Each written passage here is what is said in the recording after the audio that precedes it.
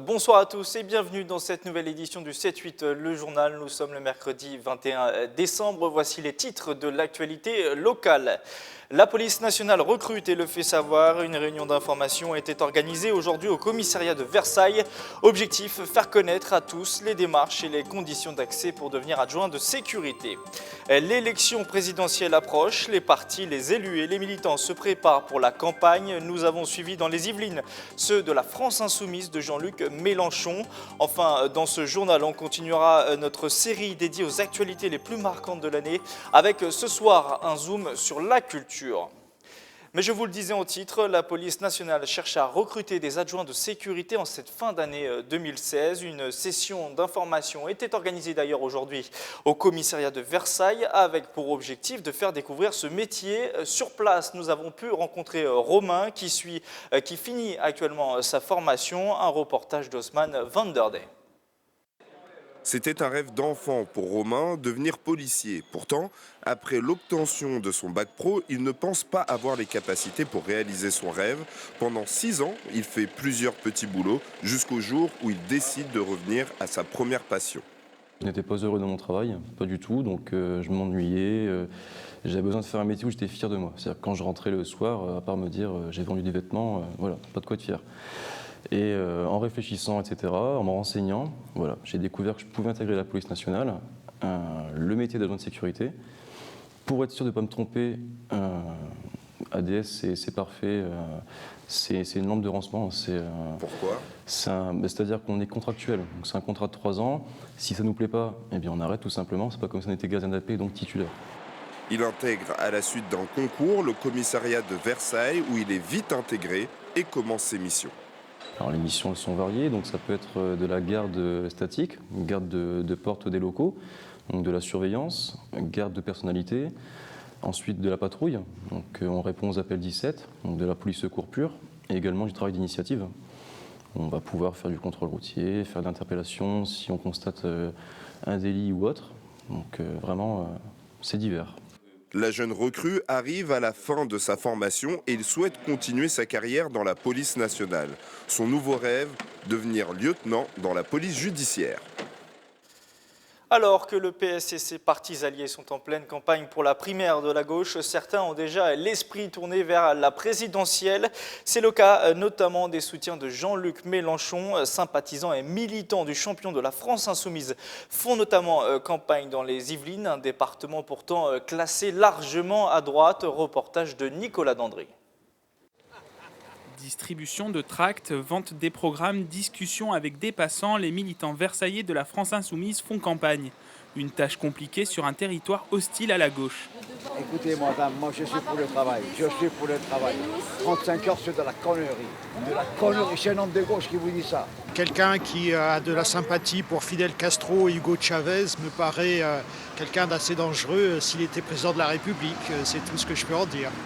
Certaines personnes s'arrêtent pour discuter et acheter le programme de Jean-Luc Mélenchon intitulé « L'avenir en commun ». Nous sommes sur Versailles, donc les gens soit l'accueillent très bien parce que ça les change un petit peu de la droite de versaillaise, sinon on nous prend les tracts pour l'instant et les discussions sont intéressantes mais pas très nombreuses en fait. On doit s'intéresser aux élections. Tout à fait.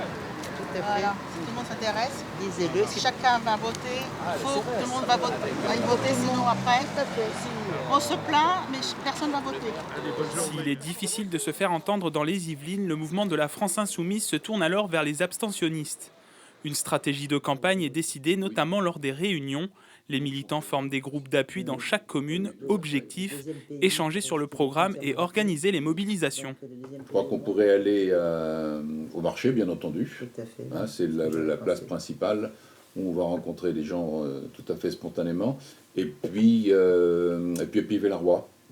Autrement, il va falloir mettre le paquet sur les quartiers où il y a le plus d'abstention. Il faut aussi se former entre nous, hein. D'autant plus, comme je vous le disais, il y a beaucoup d'adhérents qui n'ont jamais été dans aucun mouvement. La droite est majoritaire, c'est vrai, ça on le sait bien, très fortement d'ailleurs. S'il y avait une proportionnelle, la gauche aurait quand même beaucoup plus d'élus qu'elle n'en a. C'est quand même aussi le scrutin qui fait cela. Face à ce phénomène politique, Jean-Luc Mélenchon propose de convoquer une assemblée constituante. Objectif, permettre aux Français de déterminer les règles institutionnelles.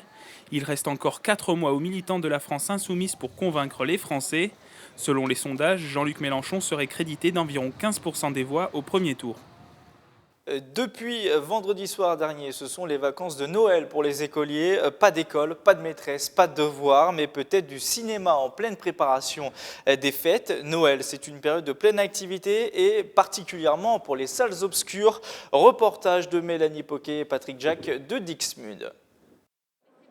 Les arrivées du public sont successives et les caisses ne sont jamais vraiment désertées. Pour ces vacances, les équipes de ce complexe saint-quentinois sont complétées. 5 personnes renforcent les rangs. Sur les vacances de Noël, on va faire à peu près 40 000 personnes par semaine. Donc là, vous voyez, on a 2 semaines pleines, donc voilà le nombre qu'on va faire. On est parti sur des très beaux succès encore cette année en termes de films. Et parmi les succès, des films à voir en famille, le dernier Disney bien sûr.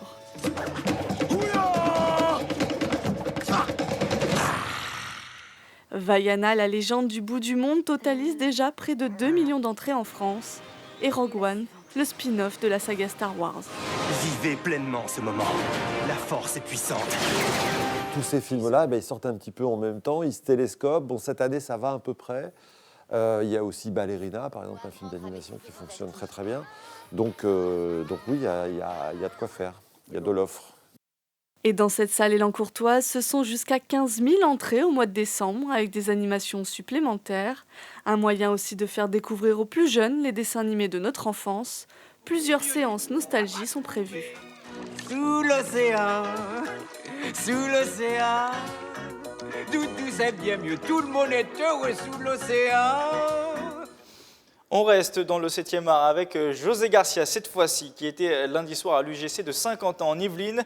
L'acteur français présentait en avant-première son nouveau film À fond, une comédie familiale d'1h30 avec notamment André Dussolier. José Garcia était accompagné pour l'occasion pour cette avant-première de l'ensemble de l'équipe du film. Notre journaliste sport et people, Mickaël Edmidoro, a eu la chance de les rencontrer. On les écoute présenter leur nouveau film. C'est pour tout le monde, pour toute la famille. Regardez. Regardez, vous voyez, on a vraiment tapé tous les âges, vous voyez. Voilà, vous avez cet âge-là. Bon, celui-là est très jeune, hein. Mais celle-là, là, c'est très très jeune. Là, il y a des filles aussi. Et vraiment, vous voyez, la voiture, enfin voilà, tout est là, hein, de toute façon. Voilà tout ce qui reste. C'est on va dire, le film idéal pour Noël pour les excusez-moi, mais la couleur, tout est là, quoi. On peut pas faire plus. On a essayé de faire un truc, on aurait pu mettre les boules ici, mais là, en fait, on les voit pas, mais dans le film, je les ai. Et sachez d'ailleurs que le film À fond est sorti aujourd'hui dans les salles. Un extrait de ce film tout de suite. Maman, j'ai pas envie qu'on meure dans un cercle roulant. Personne ne va mourir, mon amour. On va trouver une solution, on est tous ensemble, d'accord? Allez. Si tu as de la joie au cœur, tape dans tes mains. Allez, on chante tous avec moi. Si tu as de la joie au cœur, tape dans tes mains. Alors, monsieur Cox, je viens de parler avec le service technique. Vous n'avez qu'une chance résiduelle de vous en sortir. C'est-à-dire? Eh ben, aucune, monsieur Cox.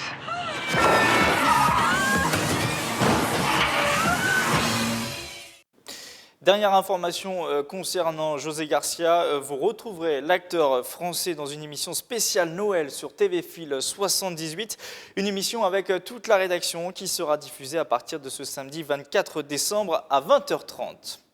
On referme ce journal avec notre série rétrospective 2016. Ce soir, zoom sur les grands événements qui ont marqué l'année de la culture dans les Yvelines, avec du théâtre, de la danse, de la musique ou encore des expositions. Les détails avec Mélanie Poquet. L'année 2016 a été riche sur le plan culturel à Saint-Quentin en Yvelines, avec bien sûr des têtes d'affiche. En janvier, c'est Claude Brasseur qui joue sur la scène du théâtre Espace Coluche de Plaisir. Le même mois, Anna Todd, l'auteure américaine, téléchargeait plus d'1 milliard de fois dédicacé sa nouvelle saga. Des fonds noirs, une écriture simple, le style inimitable du dessinateur Ben se découvrait à travers une exposition à la maison Elsa Triolet. L'artiste s'interrogeait sur la vérité. C'est un peu Hamlet, un peu quelque chose de moi. C'est qu'un artiste, quand il se rend compte qu'il est toujours à la recherche de la gloire et à la recherche de lui-même et à la recherche de choses, donc à un moment donné, il s'aime pas beaucoup, mais il ne peut pas faire autrement.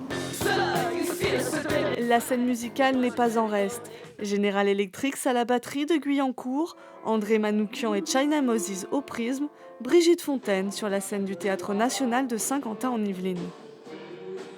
Des têtes d'affiche, mais pas seulement. Cette saison 2016 a vu des Yvelinois révélés. Cécilia de Harcé est une jeune réalisatrice tout juste sortie de l'école d'Elancourt 3IS. Son court-métrage 1/3 a été primé au Festival international du court-métrage de Clermont-Ferrand. Cet été, les filles du collectif de Simone remportent un prix au Festival Off d'Avignon. Leur pièce C'est un peu compliqué d'être à l'origine du monde est soutenue par le prisme d'Elancourt. Le 23 mai dernier, Éric Bouvron sautait comme un fou. L'Yvelinois d'adoption remporte le Molière du théâtre privé pour les cavaliers. Je pense parce que ça a amené quelque chose de différent dans le monde du théâtre privé, qu'il n'y a pas toujours le canapé et les têtes d'affiche.